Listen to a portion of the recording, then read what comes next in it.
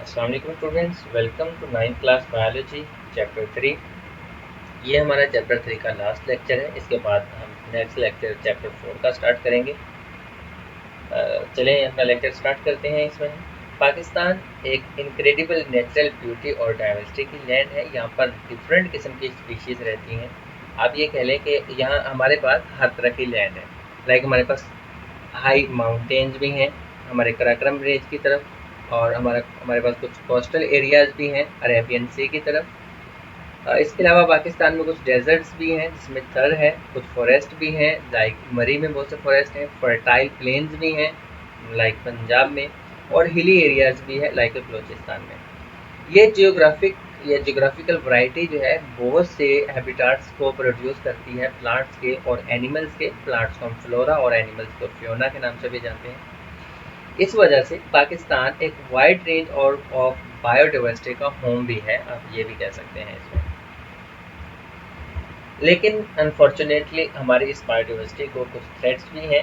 ये कुछ स्पीशीज़ ख़त्म हो गई हैं, कुछ ख़त्म हो रही हैं।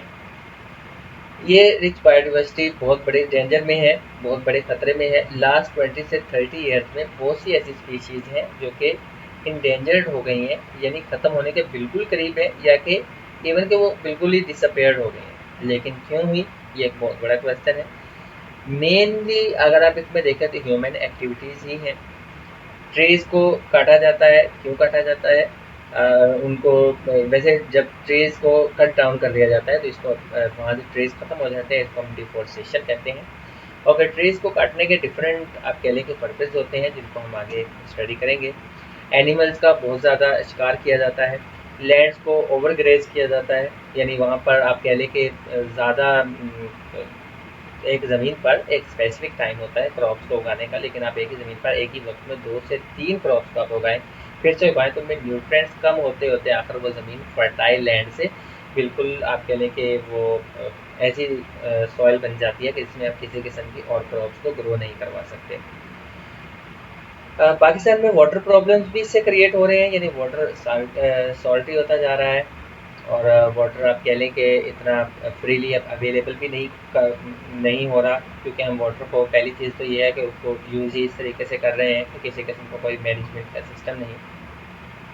ये सारी की सारी चीज़ें हमारे नेचुरल होम्स को डिस्ट्रॉय कर रही हैं, फिर ये होम चाहे प्लांट्स के हों या फिर एनिमल्स के हों। What is conservation? अब कंजर्वेशन की बात करते हैं। अगर इनको थ्रेट है लिविंग थिंग्स को, तो हम उनको कंजर्व कर सकते हैं, मतलब सेव कर सकते हैं और प्रोटेक्ट कर सकते हैं हमारी इस नेचर को। एनिमल्स की केयर कर सकते हैं, प्लांट्स और उनके एनवायरनमेंट को सेव कर सकते हैं, हम बायोडाइवर्सिटी को कंजर्व कर सकते हैं फाइनली। इससे हमें डिफरेंट स्पीशीज़ को डिसअपेयर होने से बचाने में हेल्प मिलेगी। और अगर हम कंजर्व करना शुरू करते हैं, इसका मतलब ये भी है कि नेचुरल रिसोर्सेज जो हैं उनको हम वाइजली अक्लमंदी से इस्तेमाल करना शुरू कर दें, ताकि हमारी नेक्स्ट जनरेशन या फ्यूचर में आने वाली जनरेशन जो है वो भी इन रिसोर्सेज को एंजॉय कर सकें।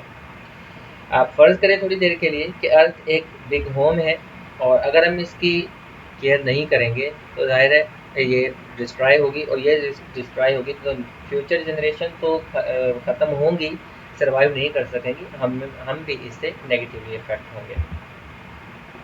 Then next same question, why should we conserve biodiversity? हमने पहले इसके बारे में पढ़ लिया, थोड़ा और देख लेते हैं कि बायोडाइवर्सिटी एक सिर्फ ब्यूटीफुल लैंड का ही नाम नहीं है, बल्कि बायोडाइवर्सिटी मीन कि ये लिविंग थिंग सिर्फ दिखने में अच्छी लगना और उनको प्रिजर्व करना इसमें ज़रूरी नहीं है, बल्कि ये बहुत यूज़फुल भी है हमारे लिए।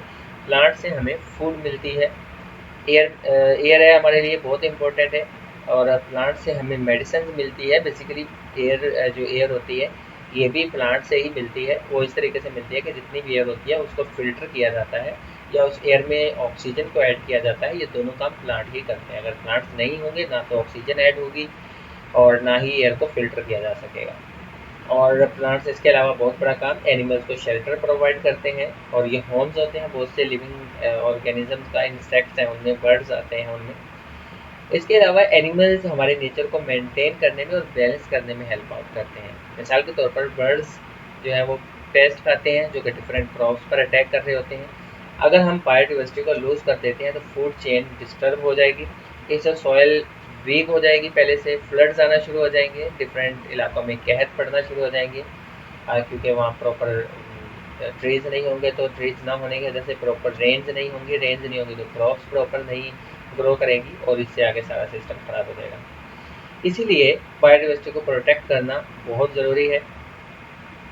آپ ایک اس کی اور ایگزامپل ہے، اگر ساری کی ساری ہنی بیز کی ڈیتھ ہو جائے، جس طریقے سے وہ ڈس اپیئر ہو رہی ہیں، آگے ہوتی رہی، تو پولینیشن کا ایک پروسیس ہے وہ رک جائے گا، اور ڈفرینٹ فروٹ جتنے بھی فروٹس لگتے ہیں پلانٹس پر، وہ آفٹر پولینیشن ہی لگتے ہیں، اور پولینیشن کا اگر پروسیس ہی اسٹاپ ہو گیا تو سمجھیں کسی قسم کی کوئی ویجیٹیبل یا کراپس کا گرو کرنا یا ان کا فروٹی باڈی جو ہوتی ہے ان کا لگنا پاسبل ہی نہیں رہے گا۔ نیکسٹ ہم اس میں دیکھیں تو کون کون سے پرابلمز ہیں جو کہ کنزرویشن کرنے میں پاکستان کو اسپیشلی فیس کرنا پڑ رہے ہیں۔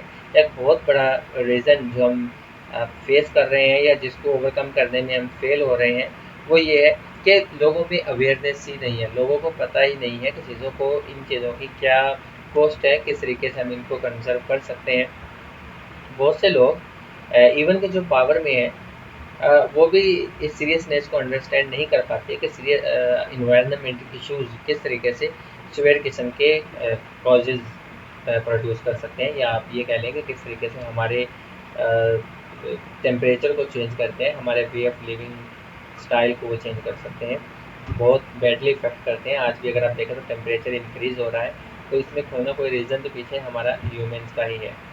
اس کے علاوہ گورنمنٹ ڈپارٹمنٹس جو ہیں وہ بہت سلو ہوتے ہیں، موسٹلی انڈر ٹرینڈ ہوتے ہیں یا پھر انڈر فنڈیڈ ہوتے ہیں، اسی لیے کرپشن اور کنفیوژن جو ہوتی ہے پبلک اور پرائیویٹ انٹرسٹس کے بیچ میں وہ رہتی ہے، جس کی وجہ سے اس کو پراپرلی مینیج نہیں کیا جا سکتا۔ یہ ساری کی ساری چیزیں ہیں جو کہ بہت مشکل بنا دیتی ہے ڈفرینٹ کنزرویشن پالیسیز کو، تاکہ ان کو لوگ فالو کر سکیں، ان کو اتنا اچھے طریقے سے ڈلیور ہی نہیں کیا جاتا۔ نیکسٹ ہم اگر گلوبل ہیومن انٹرونشنز دیکھیں کہ انسان نے کس طریقے سے انٹروین کیا ہے، کس طریقے سے اس ورلڈ کو چینج کر کے رکھ دیا ہے۔ ہیومن ایکشن زیادہ ڈیمیج کرنے والے ہیں اس ہمارے پلانٹ ارتھ کو، سب سے زیادہ ڈیمیج کیا تو انسانوں نے اس کو کیا ہے۔ IUCN ایک آرگنائزیشن ہے، اس کے مطابق 75% جینیٹک ڈائیورسٹی کراپس کی جو ہے وہ ہم نے ختم کر دی ہے۔ بہت سی فشز جو ہیں ان کو ختم کر دیا گیا صرف اوور فش کی وجہ سے، یعنی فشز کو زیادہ پکڑنے کی وجہ سے۔ اس کے علاوہ کچھ اور بھی یہاں پر اسپیشیز کی ایگزامپل ہیں جن کو ہم آگے اسٹڈی کرنے جا رہے ہیں۔ تھوڑی سی اور اس میں آپ کو ایڈ کروں تھوڑا ایزیلی آپ تاکہ اس کو سمجھ سکیں، تو ہیومن نے بہت سی ڈسٹرکشن کی ہے، جس سے آپ یہ سمجھ لیں کہ آج کس طریقے سے ہم نے ٹریز کو کاٹا ہے، ان ٹریز کو کاٹنے سے کتنے زیادہ نقصانات ہوئے ہیں، ون بائی ون ہم آگے اس کو اسٹڈی کرتے جائیں گے۔ تھوڑا سا یہ آپ کو انٹرو دے دوں، اس سے پلانٹ کے اوپر جتنے بھی انسیکٹس رہتے تھے اس پلانٹ کے نیچے، یا اس پلانٹ پر جتنے بھی برڈز رہتے تھے، پھر وہ پلانٹ کتنی ایئر کو فلٹر کر رہا تھا، اور اس اگر وہ ایک فروٹی پلانٹ تھا تو کتنے اس سے فروٹس مل رہے تھے، یہ سب کچھ ہم نے ختم کر دیا پورا، صرف اس درخت کو کاٹ کر ہی۔ اگر ہم ڈیفورسٹیشن کے ڈفرینٹ کازز کی بات کریں تو ڈیفورسٹیشن ایک بگیسٹ تھریٹ ہے بایو ڈائیورسٹی کے لیے۔ یہ ڈفرینٹ ٹریز کی کٹنگ ڈاؤن کا ایک پروسیس ہے، اور یہ فوریسٹ کو ایک آپ کے لیے ڈیزرٹ میں کنورٹ کر دیتا ہے، جہاں پر بہت بڑے فوریسٹ تھے جو کہ ایئر کو فلٹر کر رہے تھے، جیسے ہی فوریسٹ کو ہم کاٹ دیتے ہیں وہ بالکل ایک ڈیزرٹ ایریا بن جاتا ہے، جہاں پر ایون کے کراپس کو بھی گرو کروانا پاسبل نہیں رہتا۔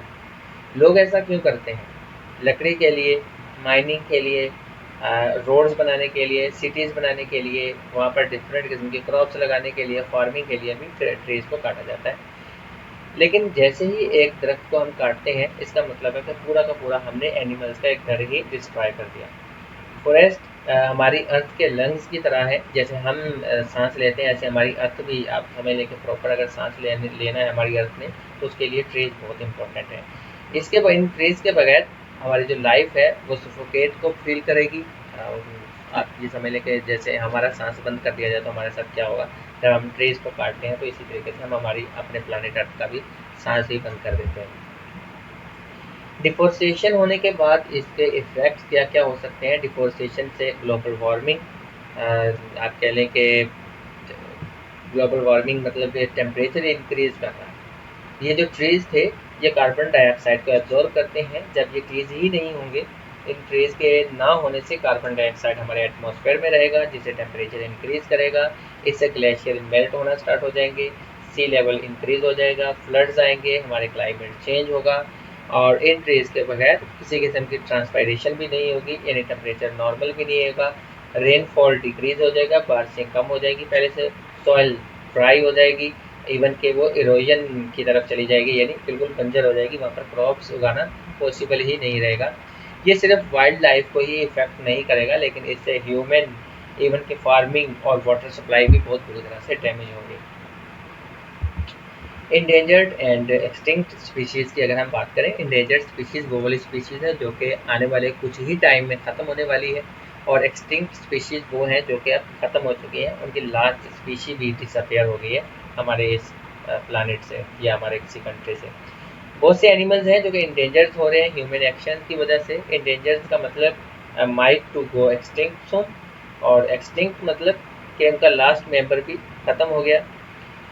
اسپیشیز جو کہ ختم ہو گئی ہیں ہمیشہ کے لیے، پاکستان میں اگر بات کریں تو ڈوڈو برڈ ختم ہو گیا پاکستان میں، اب نہیں ہے، وہ بالکل ہی ڈس اپیئر ہو گیا، اس کی لاسٹ اسپیشی بھی نہیں ہے. اس کے علاوہ اور بہت سے اینیملز ہیں، لائک انڈس ڈولفن ہے اور اسنو لیوپرڈ ہے، یہ انڈینجرڈ میں ہے، آنے والے کچھ ٹائم میں یہ ختم ہو جائیں گے اگر ان کی پراپر کیئر نہیں کی گئی.